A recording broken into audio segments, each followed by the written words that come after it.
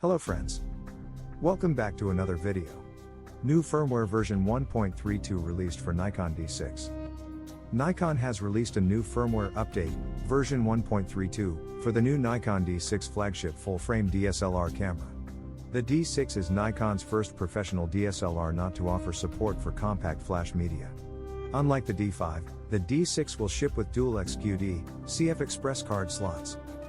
At the heart of the D6 is a 20.8 MP sensor, offering the exact resolution as the D5, but it's now coupled with the new XPET-6 processor and offers up to 14 FPS burst shooting with E-type lenses, those with electromagnetically controlled diaphragms. Switch into live view, and the D6 will shoot silently at up to 10.5 FPS at full resolution. Users can also opt for 30 FPS for 8 MP files and 60 FPS for 2 MP files if needed.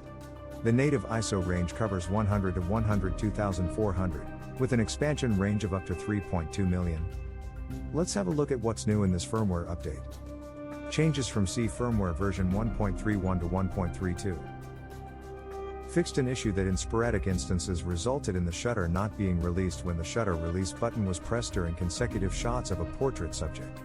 If you don't know how to update your Nikon DSLR in mirrorless, you can watch our tutorial video.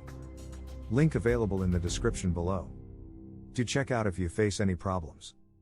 Make sure you update the firmware at the earliest. Hope to see you soon.